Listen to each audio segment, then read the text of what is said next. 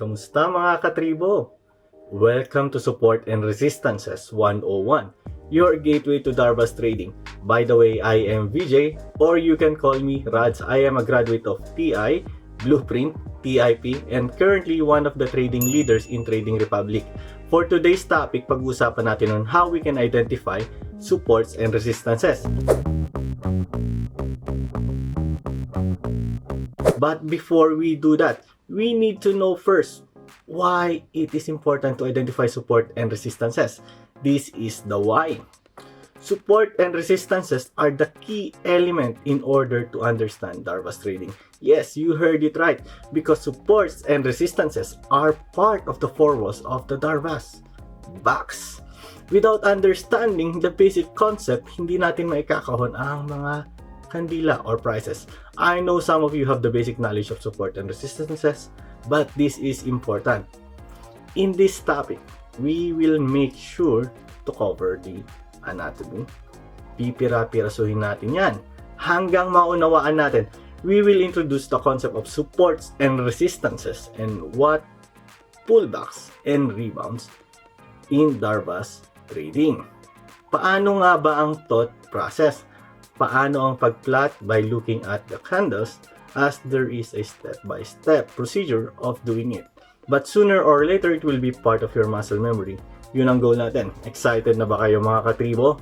Alright, umpisa na natin to. Tara! Umpisa natin sa anatomiya. I-breakdown natin yan. Ano nga ba ang parts ng Darvas box? At unang-una na nga dito ang pag-identify ng supports and resistances. So, ano nga ba ang supports and resistances? Support and resistance o SNR. Ito talaga hinihintay ko eh. Finally, may abbreviation na tayo. Kanina pa ako hirap na hirap sa R. Taas kamay ng mga nahirapan din. Okay, pati ata dila ako dito may resistance na. Anyway, this topic seems to be basic, pero ito yung foundation that incorporates price action. Kung mapapansin nyo, we emphasize na traders should have mastery of it. Kasi nga dito na rin yung price action, which is the king of all. Alam nyo ba na merong traders out there who uses SNR alone to trade? Not just to trade, but profitably. Yes, tama yung narinig no. It's not just possible, but more than possible. Bakit at paano? Well, SNR gives you an idea kung ano ang present na ginagawa ng price, or what we call price action. Best thing is, it gives you an opportunity to trade. Sabi nga dito, it is the playground of prices. So, let's have an illustration and take a look at what price action is doing. Remember, price doesn't move in a straight line. It will make a zig and a zag before it makes its next move. Resistance, ito yung area kung saan mas marami ang supply kesa demand, or mas marami ang sellers kesa buyers. Ganun siya. Since we are in a long market only in Philippines, whenever price attempts to move beyond resistance area but fail to do so, we say that it is rejected. Kasi nga, based on supply and demand theory, there is not enough buyers. And buyers are the one who pushes the price upward. Here, sellers are in control. Same thing sa support. Nag-hold yung price at an area after an attempt to push the price downward. Kasi more buyers are willing to buy. Buyers are in control. Now that we have established our SNR, meron na tayong playground kung saan tayo maglalaro or saan naglalaro ang presyo. And what do you do at playground? You create plays. This will help you to identify what possible plays are available. It could be a breakdown or a breakout. What if it is a breakout? What would you do next? Hindi mo nahuli yung play. Good thing is, the market is a never-ending opportunity. You can wait for another playground and make another play. Recap muna tayo. Again, resistance is dictated by seller who supplies the stock, while support is dictated by buyers who demand stocks. Important reminder again, SNR are areas and not specific price level or exact number. I hope okay pa kayo, na-absorb niyo pa. Now, let's move and add more two elements on the SNR anatomy, which is pullbacks and rebounds.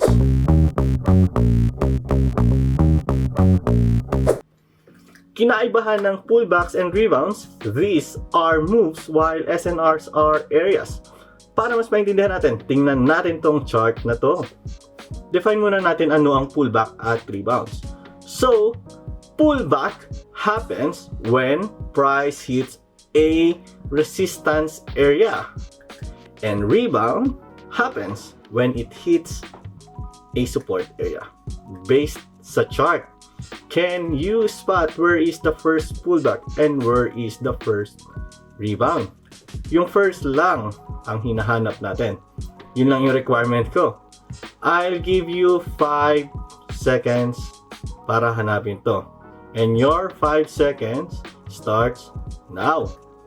5, 4, 3, 2, 1. Okay. So, meron tayong initial run up at dito na nga nauntog ang ating price and eventually pulled the price down. At nung hinila na nga pababa yung price, we can say that such movement confirms that a resistance exists. Yes, it confirms that a resistance exists. Kaya mag-drawing tayo ng linya dyan. After ng pullback, ang next na hanapin naman natin ay support or yung area kung saan magre-rebound yung kandila or yung price. In this case, the price hits an area and then bounces up. Similar with pullbacks, rebounds confirms support area. Kaya, linyahan rin natin yan. At ayan, establish na natin ang ating SNR. And here it is. And so on and on and on. Kuha mo. Reminder again, if there is no pullback, no resistance. If no rebound, no support. Because pullbacks and rebounds confirms that there is resistance and support respectively. You are actually 5 steps away from learning how to plot a support and resistance. Tara, ikahon na natin yan! First, look for the initial move. And second, find the pullback. Third, once you have identified the pullback, you can now plot the resistance. And fourth, find the rebound. And fifth, finally, plot the support. Yun na yun. 5 easy steps, di ba? Lagyan natin ng example. Look for the initial move. Tingnan nyo to. Anong ginawa ng price? Meron tayong initial run up. Then after that, anong tingin yung hinihintay natin? Yes, tama yung iniisip mo. Hintayin at hanapin ang first pullback. Ayun na nga, hinila na pababa ang price, so meron na tayong pullback. What's next? Guhitan ang top kung saan nauntog at yan ang ating magiging resistance kasi nga pullback confirms a resistance area. So now, we have the 1, the 2, and the 3. What's next? Look for the rebound. At meron na nga rin tayong rebound dito. After we saw a rebound, we can now confirm that there is a support area. Let's plot it then. Kuha. Okay. Let's proceed to our activity. Checkpoint. I will be showing 5 charts. And please take a screenshot so you can copy it sa Paint or any tool na meron ka dyan or app sa laptop mo. Here is the instruction. Plot the major SNR. I repeat, plot only the major SNR. If you may, please use color blue to plot support and red for resistance. Para lang consistent tayo in uniform. Okay, ready?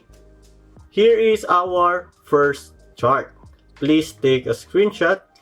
Pause nyo lang tong video if tingin nyo masyadong mabilis. And here is our chart 2. Again, reminder, major SNR only. Major only. And here is our chart 3. And here is your chart 4. And last but not the least, chart 5. Hope na print screen nyo yung mga yan, guys. And I hope nakakapag-plot na kayo. Okay, give it time, guys. Ayan, hopefully meron na kayong sagot, guys, ha.